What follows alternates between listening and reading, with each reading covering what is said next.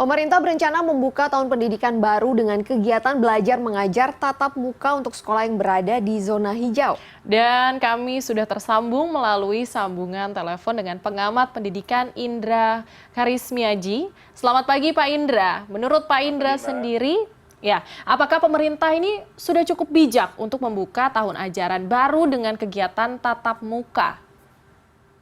Eh, yang disampaikan pemerintah kemarin, yang tatap muka itu kira-kira hanya 6%, Mbak, kan gitu. Jadi, dan itu pun bisa berubah menjadi zona kuning, kan gitu. Jadi yang langsung dilarang untuk kegiatan tatap muka.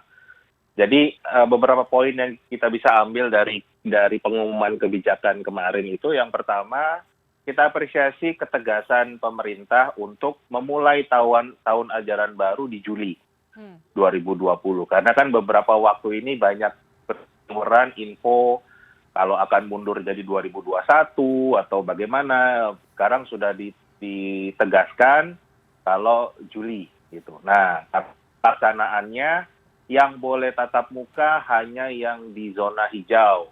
Kalau sekarang hitungannya hanya sekitar 6%. Itu pun akan tergantung pemerintah daerahnya, dan juga bahkan kalau anak-anak yang orang tuanya masih belum mengizinkan karena masih ketakutan akan terkena virus ini, juga tetap boleh belajar dari rumah. Jadi hal-hal tersebut kita apresiasi. Bahkan sudah detail kan, kalau yang zona hijau itu mulai SMA, SMK dulu, nanti 2 bulan baru SMP, kemudian 2 bulan berikutnya. Jadi sudah diatur cukup baik, bahkan diatur jaraknya harus 1,5 meter, yang PAUD itu 3 meter. Hal-hal itunya sudah cukup baik dan patut kita apresiasi.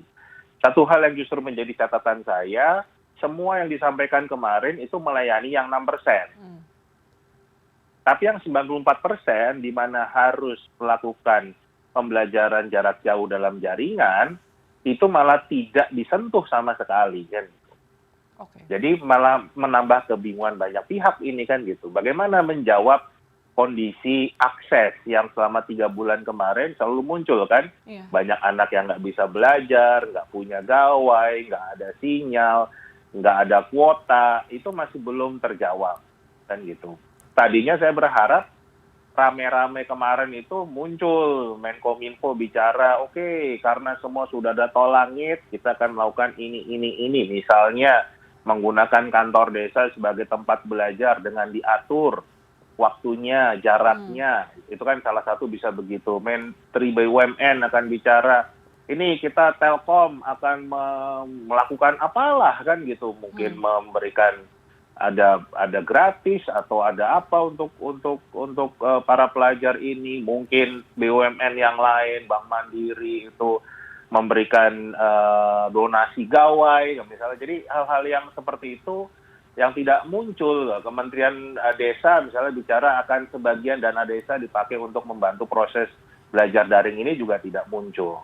Iya, Pak Indra. Persiapan guru juga tidak disampaikan bagaimana evaluasi KPAI kemarin, kalau masih banyak yang belum siap, ya kan, karena wajar, karena mendadak ya, itu juga tidak disentuh. Orang tua juga tidak disentuh. Ini banyak orang tua yang stres, kan gitu.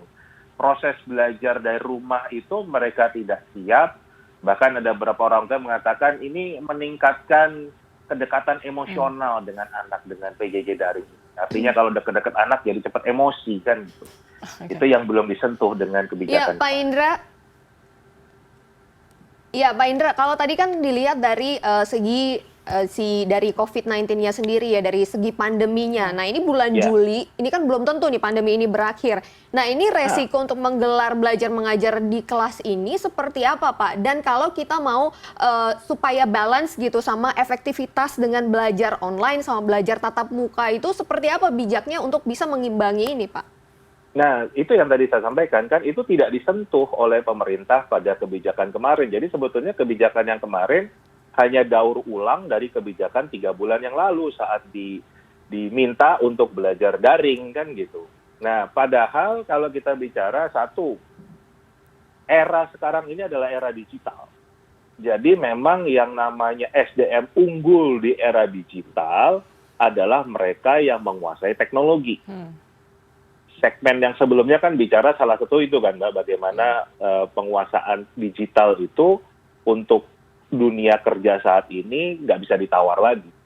Nah, sedangkan selama ini kita tahu dan juga terbukti kan dengan 3 bulan dunia pendidikan kita dipaksa untuk pembelajaran jarak jauh daring, gagap.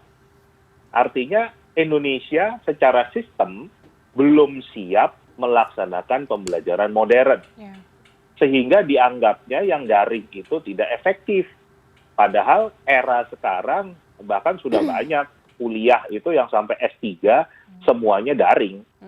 Dan tetap efektif kok, kualitasnya tetap terjaga, kemampuannya tetap terjaga kan gitu. Karena memang tata caranya, pedagoginya, sistem belajarnya yang sangat berbeda dengan pola tradisional kan gitu. Jadi nggak bisa kita mindsetnya itu pola tradisional tapi menggunakan daring.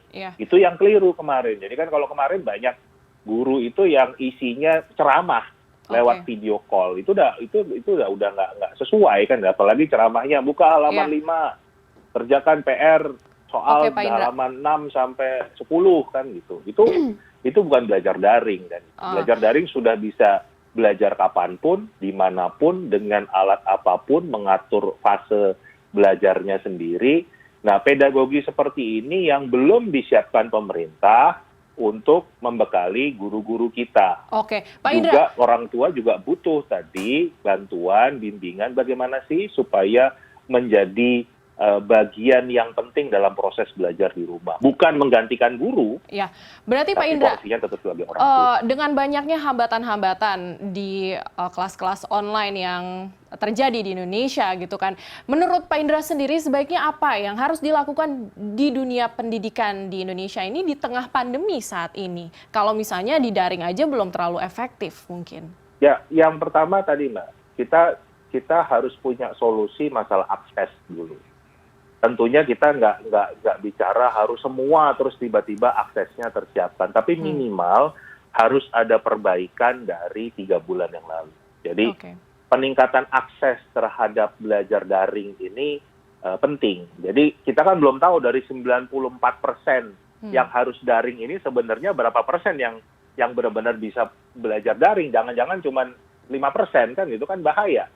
Berarti yang 89%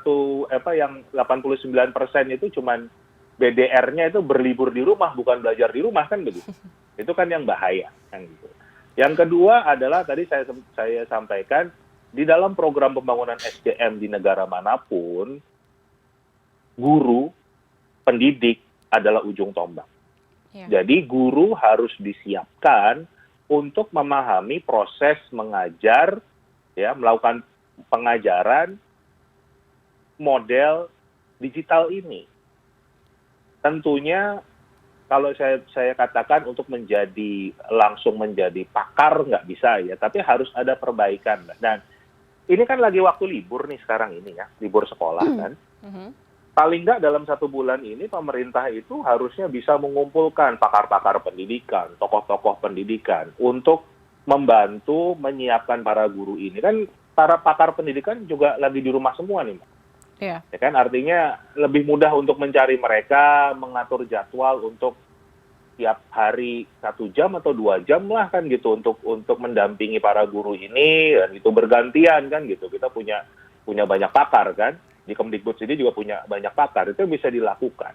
Kemudian tadi orang tua juga, Kemdikbud, pemerintah bisa mencari tokoh-tokoh pendidikan, pakar psikologi anak yang untuk tiap hari bisa mendampingi, memberikan masukan, memberikan tips untuk bagaimana nanti saat pembelajaran di bulan Juli, posisi orang tua itu bagaimana, bukan menggantikan guru, bukan yang harus menguasai semua ilmu, tapi bagaimana membantu proses supaya anak tetap belajar dan menjadi SDM yang kita harapkan, unggul seperti yang kita harapkan di era digital. Oke, terima kasih Pak Indra Karismiaji, pengamat pendidikan yang telah bergabung bersama kami.